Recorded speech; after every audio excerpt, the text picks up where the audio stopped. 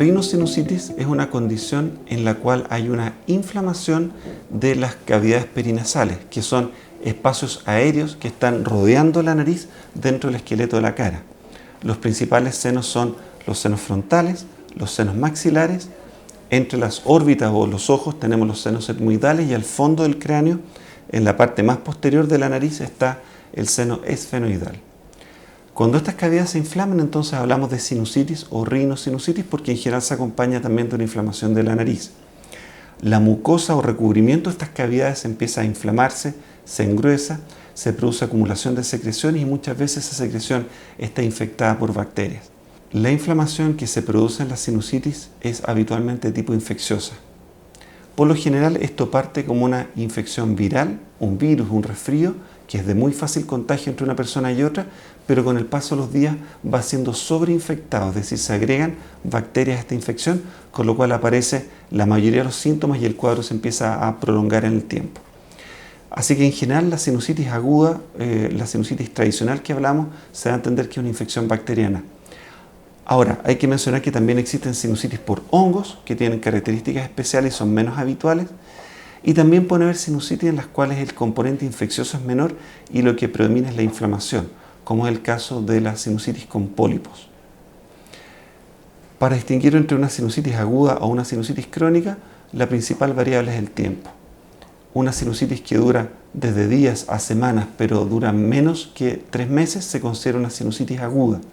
En cambio, una rinosinusitis en que los síntomas se mantienen por al menos 3 meses, ya es considerada una sinusitis crónica.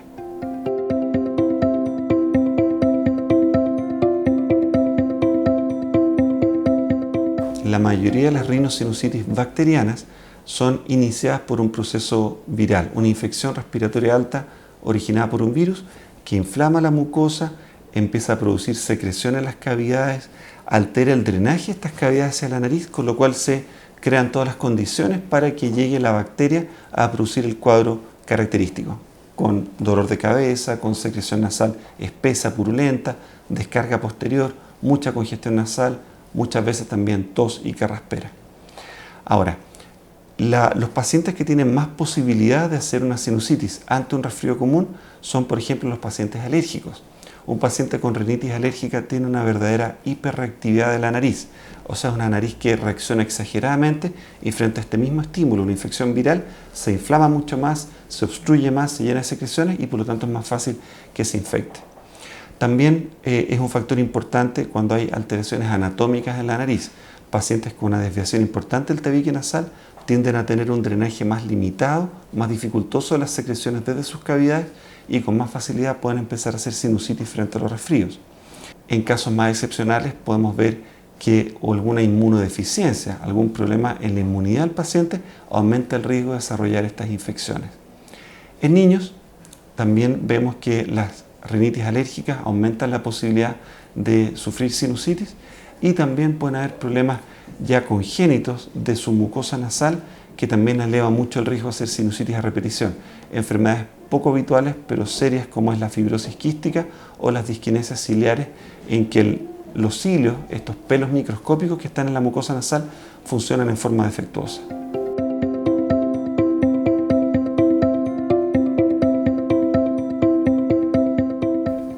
Los síntomas característicos de la rinosinusitis son la congestión nasal, la acumulación de secreción turbia, espesa, muchas veces de color amarillo verdoso, la descarga posterior, que es la caída de mucosidad espesa hacia la garganta, sensación de presión o dolor en la cara, en particular en las mejillas o en la región frontal, también la tos, carraspera, son síntomas bastante habituales. Vemos también muchas veces que los pacientes presentan un decaimiento importante con estos cuadros, pero sin embargo la fiebre no es un síntoma tan característico, no es esperable en la mayoría de los casos.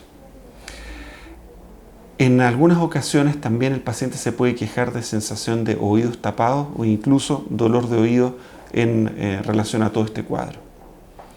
Sobre la edad más frecuente, en realidad es una infección que se puede dar desde niños hasta adultos. Los senos paranasales más grandes, los senos frontales y maxilares, ya existen al momento del nacimiento y por lo tanto, en teoría, una sinusitis puede darse desde la lactancia hasta el periodo de adulto mayor.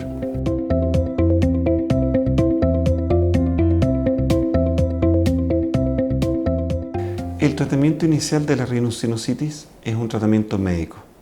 Deben escogerse antibióticos con un espectro adecuado, en general antibióticos de amplio espectro que tengan una duración de al menos 7 a 10 días. Junto con esto es conveniente también manejar los síntomas para que el paciente se sienta aliviado más rápidamente, usar descongestionantes, analgésicos y lavados nasales con soluciones salinas, agua con sal. En pacientes alérgicos es muy conveniente asociar el tratamiento también a una terapia antialérgica con antihistamínicos y corticoides nasales en spray. En el caso de la sinusitis crónica, cuando esta infección ya lleva más de 3 meses de evolución, se requieren tratamientos prolongados, entre 3 a 6 semanas de antibióticos de amplio espectro. Esto puede ser un poquito más difícil de tolerar y muchas veces los pacientes requieren de apoyo para proteger el estómago y la flora intestinal para que no tengan complicaciones con tratamientos antibióticos tan prolongados. En la sinusitis crónica también suele ser útil aportar corticoides orales para tratar de reducir este proceso inflamatorio que se está generando en todas estas cavidades. La rinosinusitis también puede ser tratada quirúrgicamente. La cirugía de sinusitis se realiza bajo anestesia general en pabellón y mediante un abordaje endoscópico, es decir, introduciendo endoscopios que nos permiten visualizar en detalle los sitios de drenaje, los senos, y visualizarlos en una pantalla en el mismo pabellón. En la cirugía uno busca retirar el tejido enfermo, los pólipos, la mucosa que esté muy inflamada, para así desobstruir el drenaje de los senos y restablecer una adecuada ventilación y una adecuada salida de las secreciones desde estas cavidades. También uno en esa intervención puede aprovechar de tomar cultivos de la secreción que uno se encuentre e incluso tomar biopsias del tejido enfermo para que sea analizado. Como procedimientos asociados en la misma cirugía, puede ser conveniente corregir alguna desviación del tabique nasal que esté presente y que haya aumentado la posibilidad de desarrollar esta sinusitis, o también remodelar los conetes nasales para mejorar el flujo de aire por la nariz. En términos generales, la cirugía de sinusitis es una cirugía de bajo riesgo que tiene un dolor postoperatorio bastante menor y que permite que el paciente se reintegre a sus actividades laborales o de estudio habituales a los 7 a 10 días después de la intervención. La cirugía endoscópica sinusal, por lo tanto, está considerada como una cirugía mínimamente invasiva que está indicada en sinusitis bacterianas que no responden a tratamiento médico, está indicada también en la mayoría de las sinusitis por hongos y también en las rinosinusitis complicadas.